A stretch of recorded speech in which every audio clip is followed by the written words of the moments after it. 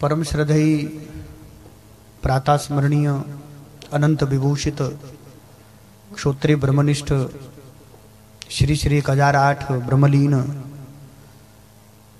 पूज्य स्वामी श्री सुग्रीवानंद जी महाराज का ब्रह्मलीन होना, उनका वैकुंठवास होना पूरे हिमाचल प्रदेश को एक बहुत बड़ी क्षति है।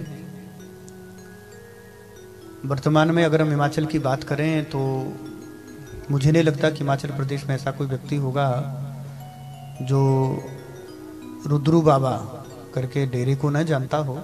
रुद्रानंद 1800 लगभग 50 के आसपास एक बहुत उच्च कोटि के सिद्ध संत हुए थे और इतने सिद्ध थे कि जब वो रहते तो धुने में रहते थे, एकांत में वनों में, वहीं अपना भजन साधन करते, जो आता प्रारब्धवश से पा लेते।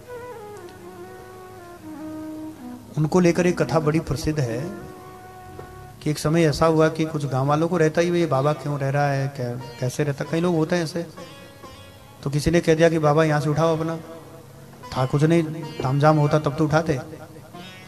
धुने की आग थी, उसी धुने की अग्नि को अपने एक कपड़े में लपेट करके चल पड़े। जहां पर उस अग्नि की स्थापना की है उसी को अखंड धुने के नाम से आज भी वर्तमान में जाना जाता है। हिमाचल प्रदेश में आप वेद वेदांत अलंकृत थे और उसी धुने के प्रताप से आज डेरा रुद्रानंद करके, रुद्रू बाबा का डेरा हमारे यहाँ। रात को कोई लेट आ जाता है तो लोग कहते हैं रुद्रू बाबा का लंगर थोड़ी 24 घंटे मिलेगा। भारतवर्ष में हिमाचल प्रदेश में वो अपने आप में एक सिद्ध स्थान है और सिद्ध धुने का दर्शन वर्तमान में भी है। और उसी सिद्ध धुने में बैठ करके परम श्रद्धेय पूज्य महाराज वेद वेदांत अलंकृत स्वामी सुग्रीवानंद जी महाराज ने लगभग अपने जीवन के शायद 60-70 वर्ष तो धुने को दिए।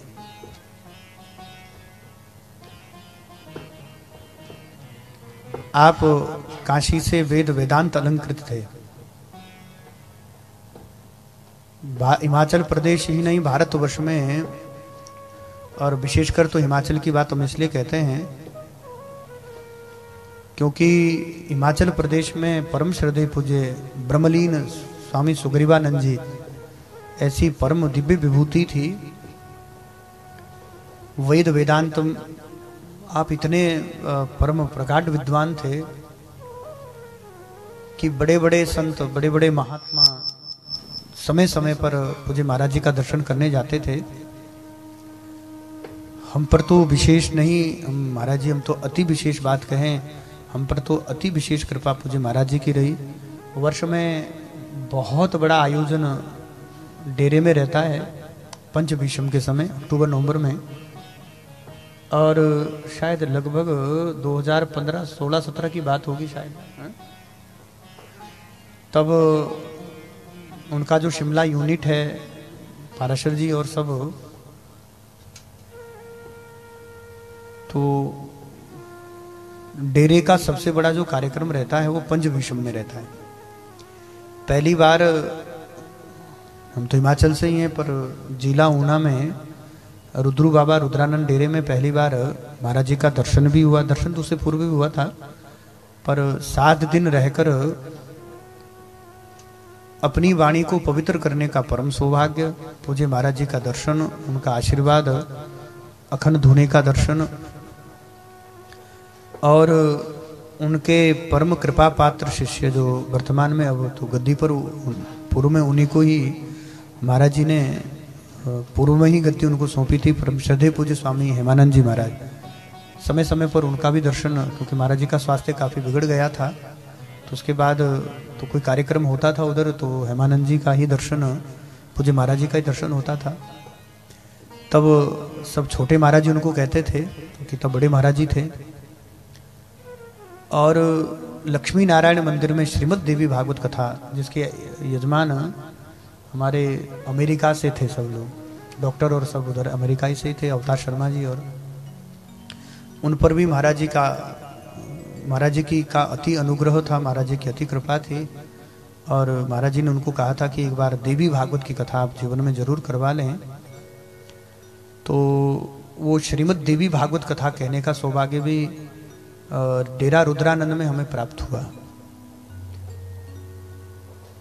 डेरे की कथा के बाद जब शिमला में महाराज जी का जो वार्षिक उत्सव रहता था, शिमला में सत्संग रहता था, तो उसमें भी पूर्व सुबह के सत्र में राम मंदिर शिमला में हम लोगों को अपनी वाणी पवित्र करने का सौभाग्य मिला। महाराज जी परम सहज थे, परम कृपालु थे, बड़े दयालु संत थे। सुबह धोने पर बैठते थे तो कभी कभी लगातार 10-10, 15-15 घंटे बैठ जाते थे। लगातार धोने पर इतनी भीड़ रहती थी, क्योंकि हम लोगों ने तो उसको जिया है, डेरे को जिया है, डेरे में रहे हैं, संतों का आशीर्वाद और जो कुछ है उन संतों की कृपा से ही है, संत महापुरुषों की कृपा से हैं। महाराज जी जितने प्रकांड विद्वान थे उतने ही सहज और सरल थे। उनका दर्शन धोने पर इतनी सहजता से सबको प्राप्त हो जाता था। शरीर में कितना ही कष्ट हो, शरीर में कितनी ही पीड़ा हो, और पैर भी आधा आधा बैठे बैठे मुड़ गया था। पूज्य महाराज जी का वैकुंठ वास हुआ, ब्रह्मलीन हुए। ऐसे तो संत कहीं जाते नहीं हैं। कबीर जी की बात कहते थे कि गुरु मरी और चेला रोया, ऐसे समझ लो दोनों ने खोया। चेला उनको शरीर मानता रहा और शरीर नष्ट होने पर तब हृदय में देखो पीड़ा तो होती महाराज। जिनका प्रत्यक्ष दर्शन, जिनका प्रत्यक्ष आशीर्वाद, जिनका प्रत्यक्ष आशीर्वाद ही कह लो और साथ में मार्गदर्शन नित्य मिलता था। ऐसे तो गुरुजी अपने भी जब गए ब्रह्मलीन हुए 2018 में, प्रातः स्मरणीय श्रोत्रिय ब्रह्मनिष्ठ परम तपो मूर्ति थे गुरुजी, परम तपस्वी थे। 124-25 वर्ष की आयु में उनका तो शरीर शांत हुआ था 2018 में। तो गुरुजी चले गए, इस बात से तो कभी रोना आया नहीं, पर एक बात से जरूर आंखें नम होती थी कि अब कोई डांटने वाला नहीं बचा। कोई चाहिए जिसका हमारे ऊपर भी शासन है। एक बात का दुख सदैव रहता था कि अब कोई डांटने वाला नहीं बचा, बाकी तो सब ठीक है। परम श्रद्धेय पूज्य स्वामी सुग्रीवानंद जी के वैकुंठ धाम जाने पर, ब्रह्मलीन होने पर ये क्षति तो महाराज जी संपूर्ण हिमाचल प्रदेश को, नहीं तो पूरे भारत को ही है। महाराज जी ने अपने जीवन काल में इतने बड़े बड़े यज्ञ किए कि 5100 ब्राह्मण, 500-700, 200, 1000 तो बड़ी छोटी सी बात होती थी। जब भी वार्षिक या मध्य में यज्ञ होते थे तो कम से कम ब्राह्मण 700-1000 ब्राह्मण तो प्रत्येक यज्ञ में रहते ही थे। पहला जब विष्णु यज्ञ किया था तब 5100 ब्राह्मण का वर्ण किया था। बहुत दिव्य यज्ञ हुआ। ऐसे बड़े बड़े यज्ञ का आयोजन पूज्य महाराज जी ने समय समय पर किया। आचार्य कुलम गुरुकुल तो पूर्व से ही डेरे में चल रहा है रुद्रानंद में। पूज्य महाराज जी का मार्गदर्शन, उनका आशीर्वाद, उनका आशीष वचन उपदेश के रूप में, ऐसे तो महाराज जी सदा सर्वदा हम लोगों के संग ही रहेंगे। उनकी कृपा शब्द ब्रह्म के रूप में, उनके ज्ञान उपदेश के रूप में उनकी कृपा सदा सर्वदा हम पर बनी रहेगी। पर जो क्षति हुई है वर्तमान में हिमाचल में, वो क्षति तो, वो कमी तो कोई पूरी नहीं कर सकता, क्योंकि ऐसे उच्च कोटि के, ऐसे विद्वान संत, ऐसे उच्च कोटि के साधु धरती पर यदा कदा हम जीव का उद्धार करने के लिए महाराज जी अवतरित होते हैं। इन साधु पुरुष के तपबल के कारण और इन्हीं के मार्गदर्शन में नाभाजी ने जब नरसी का चरित्र लिखा है तो उन्होंने कहा कि गुजरात की जो भूमि है ऊसर थी, वो ऊसर भूमि सर हो गई। ऊसर का अर्थ होता है जहां बीज तो हो पर बीज उगे नहीं, उसको ऊसर कहते हैं। आदमी तो पैदा होते, लेकिन उनमें ऐसा एक भी कोई भक्त नहीं था, ऐसा एक भी कोई व्यक्ति नहीं था जिसके हृदय में भगवान की दिव्य भक्ति। पर जब से गुजरात में, गुजरात के क्षेत्र में ये जब कलयुग प्रारंभ होना था, तो भगवान तो परम अनुग्रह, परम कृपालु होते ही हैं।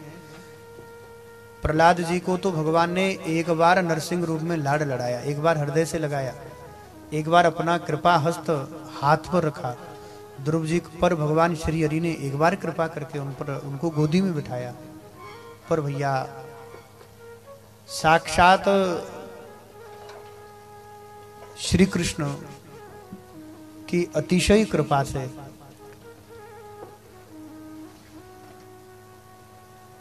मुचुकुंद को भगवान ने कहा कि मुचुकुंद, इस जन्म में, इस काल में तो तुम्हें वो परम सद्गति प्राप्त नहीं होगी जो तुम्हें प्राप्त होनी चाहिए, पर कलिकाल के प्रारंभ में तुम ऊसर भूमि है गुजरात, वहां भक्ति का एक रस बिंदु भी नहीं है, वहां प्रेम नहीं है, वहां भगवान की प्रेमा भक्ति नहीं है। इसलिए जाओ, तुम साक्षात गुज्जर घर में नरसी मेहता के रूप में आपका जन्म हुआ। मुचुकंद ही नरसी के रूप में गुजरात में प्रकट हुए। तब नाभाजी ने लिखा कि ऊसर को सर कर दिया। संतान तो उत्पन्न होती है भैया, पर उनके अंदर भक्ति प्रेम का, ज्ञान का कोई लक्षण नहीं था। कब तक? इसलिए क्या लिखा है, भक्ति कहती उत्पन्ने द्रविड़ पृथिम कर्नाटकम गता क्वचिद क्वचिद महाराष्ट्रे गुर्जरे जीर्णताम गतः। दक्षिण भारत में जन्म हुआ, उत्पन्ने द्रविड़म वृद्धिम कर्नाटकम गतः, कर्नाटक में हम पले बढ़े।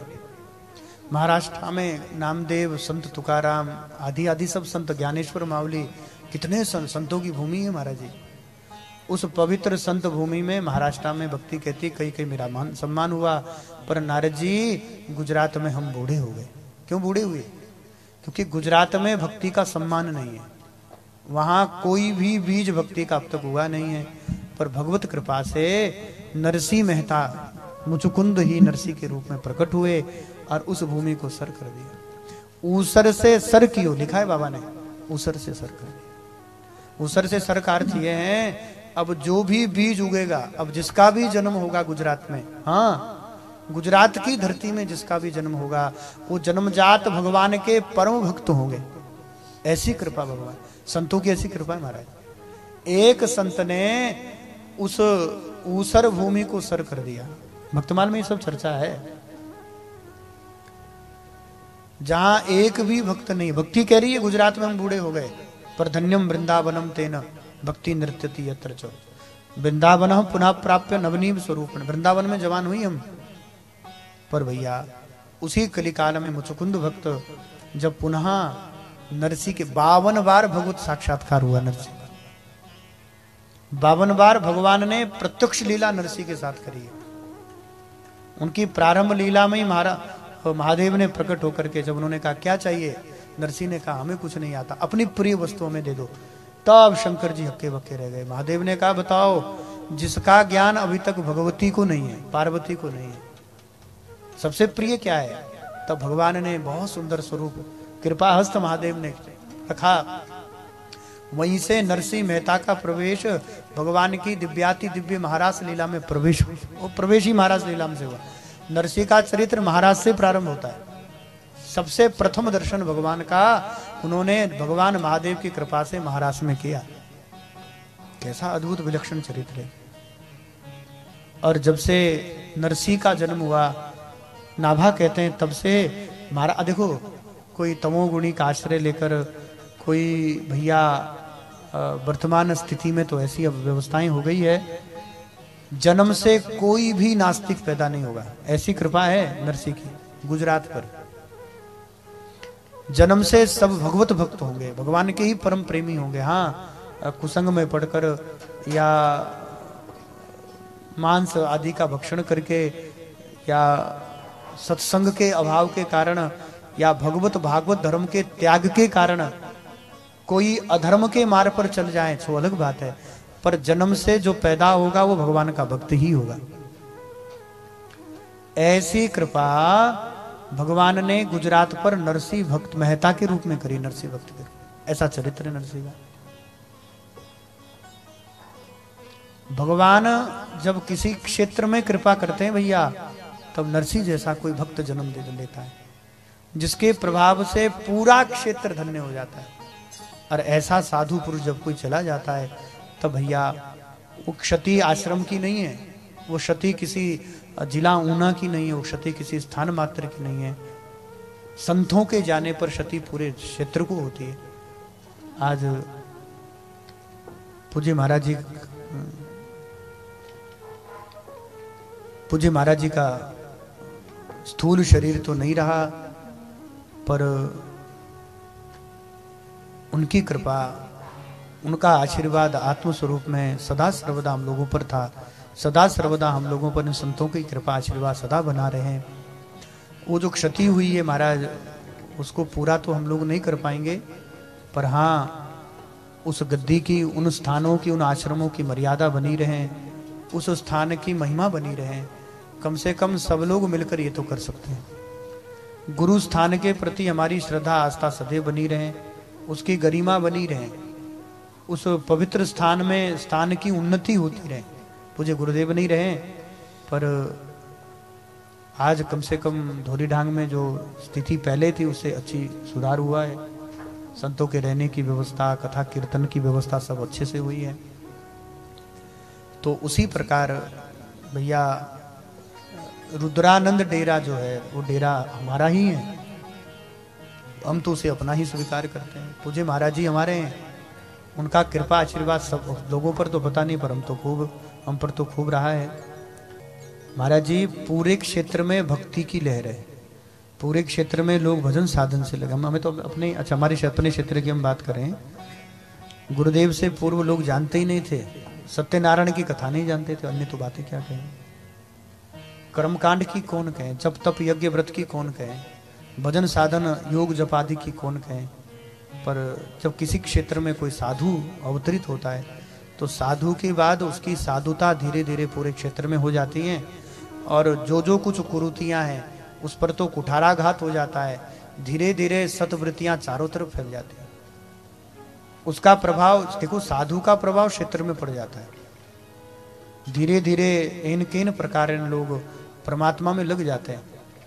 नरसिंह ने अपना उद्धार नहीं किया महाराज जी, भगवान की भक्ति में लगकर लाखों लाखों लोगों का कल्याण कर दिया, पूरे गुजरात क्षेत्र का कल्याण कर दिया, पूरे गुजरात का कल्याण। लाखों ऐसे थे महाराज जी जो परमात्मा में जिनका कभी चित्त नहीं लगा, पर नरसिंह ने ऐसी ऐसी लीलाएं भगवान ने नरसिंह के साथ करी कि कितना ही बड़ा नास्तिक हो, पर नरसिंह का चरित्र बड़ा, कभी समय लगेगा तो ये बात आज याद आई है, तो किसी एक कथा में एक जरूर नरसिंह का चरित्र कहेंगे। बड़ा कभी एक बार हमने पीछे कही थी एक बार कथा, बड़ा विलक्षण चरित्र है नरसिंह का। पधारो मारो नटवर नागरिया, आओ जी मारो नटवर नागरिया, नामदेव काए नामदेव थारो काका लागे, वाको छप्पर छायो रे, अरे मार मडासो बांधन लाग्यो, कि लक्ष्मी बांध खिंचायो रे, कि आओ मारा नटवर नागरिया, पधारो मारा नटवर। नरसिंह की कलम से लिखा भाव है, एकमात्र नरसिंह भगवत आश्रित है। एक नरसिंह ने भगवान का आश्रय किया महाराज जी, कि पूरा गुजरात क्षेत्र तर दिया, पूरा गुजरात तार दिया। ऊसर भूमि थी जहां कभी कोई भक्त पैदा नहीं होता, वहां पर भक्ति ही भक्त पैदा होंगे, ऐसी भूमि कर दी गुजरात की। और इसलिए आज भी इतनी, अब तो गुजरात में खूब भक्त है, खूब लोग भक्ति करते हैं, खूब भगवत सेवा करते हैं। तो भगवान ने चाहा तो एक दिन नरसिंह पर चर्चा करते हैं। अचानक याद आ गई बात, संत पूरे क्षेत्र का कल्याण करते हैं, हिमाचल प्रदेश को तो विशेष क्षति हुई है महाराज जी के जाने पर हम परमात्मा से परम श्रद्धेय पूज्य स्वामी श्री, उनके बाद तो पूज्य महाराज हेमानंद जी ही अब गद्दी पर हैं।